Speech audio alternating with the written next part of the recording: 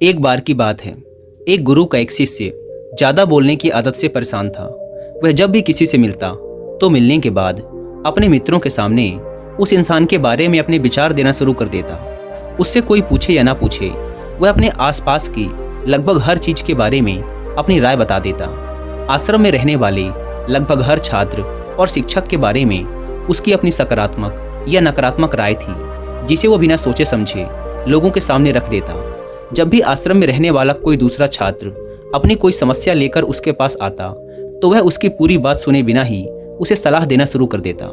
वह अक्सर अपने मित्रों से कहता रहता कि तुम्हें ये काम ऐसे करना चाहिए था, वो काम ऐसे करना चाहिए था। उसे अपनी आसपास की चीज़ों के बारे में जो भी आधा अधूरा ज्ञान था, मित्रों के बीच गपशप के समय वह बोल बोल कर अपने उस ज्ञान का दिखावा करता। उसकी इन हरकतों की वजह से आश्रम का कोई भी छात्र या शिक्षक उसे गंभीरता से नहीं लेता था। अक्सर उसके साथ पढ़ने वाले छात्र उससे दूर रहने की कोशिश करते, क्योंकि वह हर बात पे उन्हें सलाह देने लग जाता था। कोई भी उसे अपना मित्र नहीं बनाना चाहता था, सब उससे दूर रहना ही पसंद करते थे। और अक्सर आश्रम में रहने वाले दूसरे छात्र उसकी पीठ पीछे उसकी इन आदतों की वजह से उसका मजाक बनाते। उस लड़के को भी पता था कि उसकी ज़्यादा बोलने की आदत की वजह से कोई भी उसे पसंद नहीं करता। वो भी अपनी इस आदत को बदलना चाहता था, लेकिन वो चाह कर भी हर बात पे अपनी राय देने की आदत को छोड़ नहीं पा रहा था। एक दिन वो अपने गुरु के पास गया और अपनी सारी समस्या गुरु को बताई। गुरु ने कहा, बेटा, ज़्यादा वही इंसान बोलता है जिसे लगता है कि वो सब कुछ जानता है। ऐसा इंसान जो ये मानता है कि वो बहुत थोड़ा ही जानता है और अभी ऐसा बहुत कुछ है जो उसे सीखना है।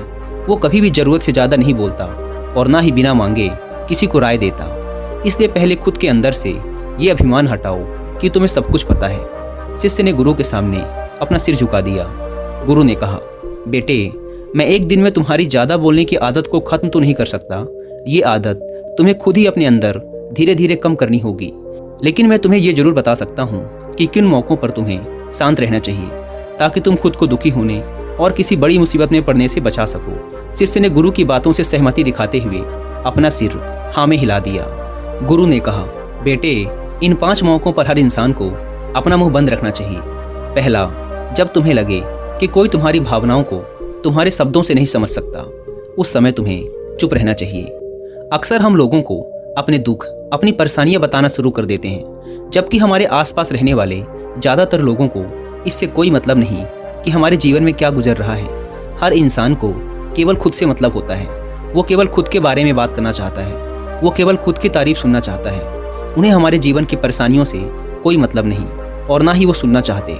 हो सकता है कि 1 या 2 बार वो तुम्हारी दुख भरी कहानी सुन भी लें, लेकिन उसके बाद वो तुमसे दूर भागना शुरू कर देंगे, क्योंकि कोई भी किसी दुखी और असहाय इंसान के साथ रहना पसंद नहीं करता।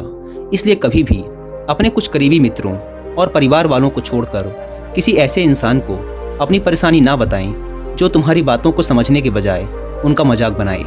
दूसरा, जब तुम्हें ये ना पता हो कि किसी विशेष मौके पर क्या बोलना है, या फिर तुम्हें किसी विशेष घटना के बारे में आधा अधूरा ही ज्ञान हो, तो ऐसे मौके पर भी तुम्हें चुप ही रहना चाहिए। ऐसा इंसान जो आधा अधूरा ज्ञान होने के बाद भी उस विषय में बात करता है, वो अक्सर ही मजाक का पात्र बनता है और कोई भी ऐसे इंसान को कभी गंभीरता से नहीं लेता। अपनी बात को प्रभावशाली तरीके से वही इंसान रख सकता है जिसे उस घटना या विषय के बारे में गहराई से जानकारी है। इसलिए कभी भी आधी अधूरी और इधर उधर से मिलने वाली जानकारी के आधार पर लोगों से अपनी बात मनवाने की कोशिश ना करें।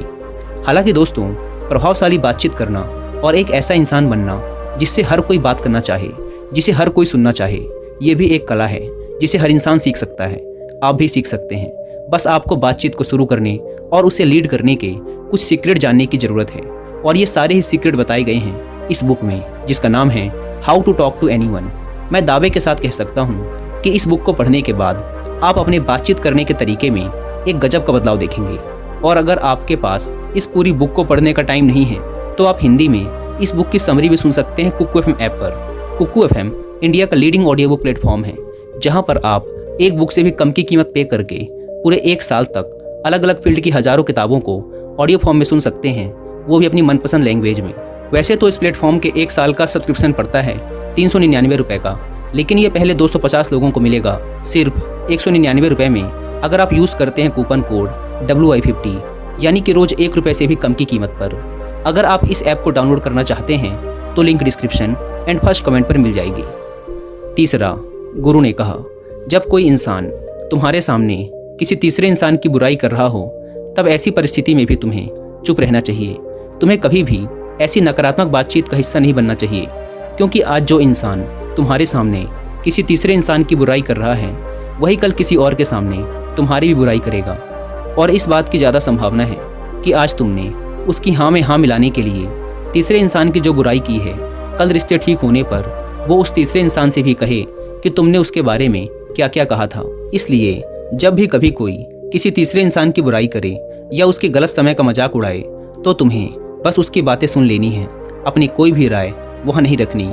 अगर तुम ऐसा करते हो तो भविष्य में तुम्हारे लिए समस्या खड़ी हो सकती है। गुरु ने कहा, चौथा, जब कोई तुम्हारे ऊपर गुस्से और घृणा से चिल्लाए, तुम्हारा अपमान करने की कोशिश करे, तब ऐसी परिस्थिति में तुम चुप रहकर सामने वाले के गुस्से और घृणा को कम कर सकते हो। साथ ही तुम स्थिति को खराब होने से बचा भी सकते हो। जब तुम सामने वाले के क्रोध का जवाब क्रोध से ना देकर उस समय चुप रह जाते हो, तब यह बात उस क्रोध करने वाले इंसान के दिल में लगती है। गुस्सा कम होने पर उसे अपनी गलती पर पछतावा होता है और ज़्यादा संभावना है कि वो अपनी गलती के लिए तुमसे क्षमा मांगे, और क्षमा नहीं भी मांगता तो वह अंदर ही अंदर खुद को दोषी समझने लगता है, और फिर वह अगली बार तुम पे गुस्सा करने व घृणा करने से पहले कई बार सोचेगा। लेकिन तुम्हें हर परिस्थिति में चुप भी नहीं रहना। अगर कोई गलत कर रहा हो तो तुम्हें उसका जवाब भी देना है, क्योंकि कुछ लोग ऐसे भी होते हैं जिन्हें हमारा चुप रहना हमारी कमजोरी प्रतीत होता है। गुस्से के दौरान चुप रहने का यह तरीका केवल परिवार, सगे संबंधियों और कुछ निकटतम मित्रों के लिए ही सही है, ना कि हर इंसान के लिए। अगर तुम हर जगह चुप रहने लग गए तो इसका गलत फायदा भी उठाया जा सकता है। गुरु ने आगे कहा, पांचवा, जब कोई इंसान तुमसे उसके जीवन की कोई दुख भरी घटना या अपने जीवन की परेशानी साझा कर रहा हो, ऐसी परिस्थिति में तुम्हें चुप रहकर सिर्फ उसकी बातों को सुनना है। ज़्यादातर लोग ऐसे होते हैं कि किसी ने उनके सामने अपनी समस्या सुनाई नहीं कि उन्होंने समाधान देना शुरू कर दिया। जबकि जब कोई इंसान हमसे अपनी परेशानी साझा कर रहा होता है तो वो हमसे किसी सुझाव की उम्मीद नहीं करता। वो बस ये चाहता है कि हम उसकी पूरी बात ध्यान से सुन लें, क्योंकि जब हम किसी की परेशानी को ध्यान से पूरा सुन लेते हैं तो उस इंसान को एक आत्मिक शांति मिलती है। उसे ऐसा लगता है कि चलो किसी ने तो मेरी बात को समझा। अधिकतर मौक़ों पर जब लोग हमसे अपनी परेशानी साझा करते हैं तो वो बस हमें अपनी बात बताना चाहते हैं। वो ये नहीं चाहते कि हम उन्हें सलाह देना शुरू कर दें, क्योंकि जो सलाह हम उन्हें देने वाले हैं वो सब उन्हें पहले से ही पता है। परेशानी के समय में किसी इंसान को सांत्वना देने का सबसे अच्छा तरीका है कि हम बस उस इंसान की पूरी बात को ध्यान से सुन लें। जब हम लोगों की बातों को बिना उन्हें बीच में रोके और बिना किसी सलाह दिए पूरे ध्यान से सुनते हैं तो उनकी नज़रों में हमारे लिए सम्मान और स्नेह का भाव पैदा हो जाता है।